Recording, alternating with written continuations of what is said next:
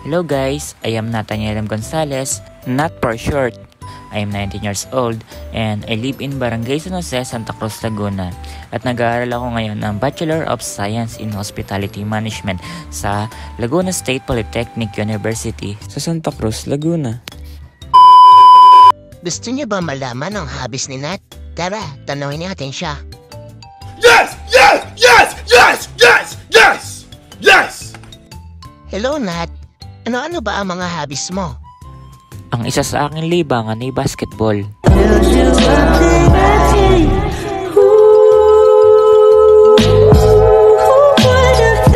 Sana all!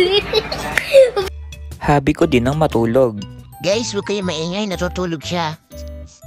Ate, ba't ang storbo ka ng tulog? Tulog ka ba? Obvious ba?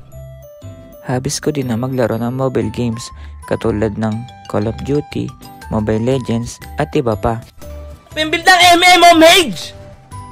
Wala kaming MM! Anak ng... Mahilig din ako manood ng mga movies, K-drama, anime at iba pa. Watch me turn your mind into my home.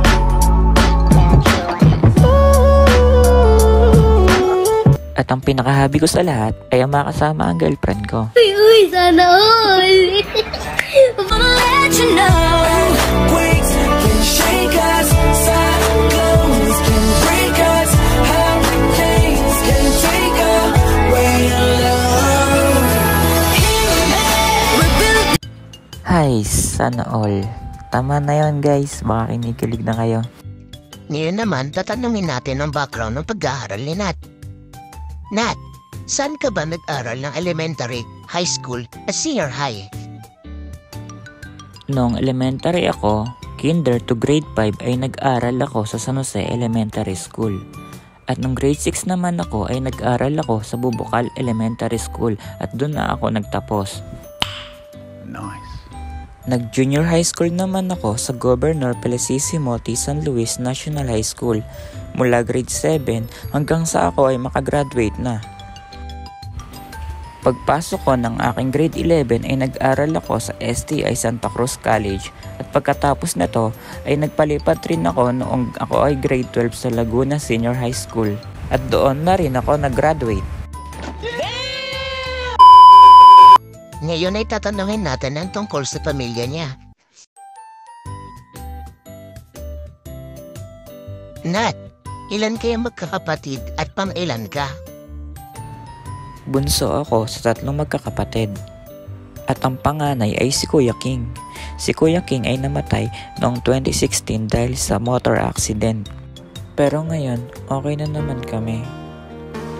Nung una, mahirap mag-move on dahil syempre masakit. Pero ngayon, okay na naman kami.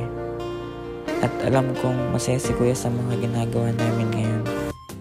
At ang sumunod sa aking kuya ay aking si Ate Princess, na ngayon ay nagtatrabaho sa abroad.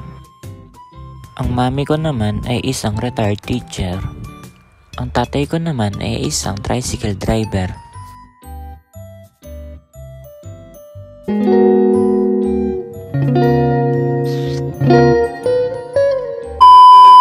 May personality.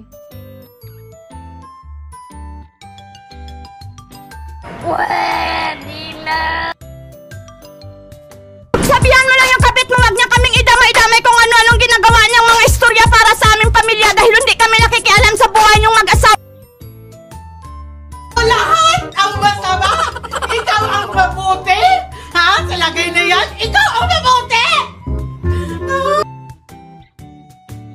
Yes, I don't know if this is true or false.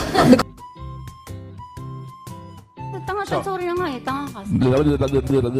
Alam ko na alam mong libre maging tanga pero ang masama dong balak mong harap.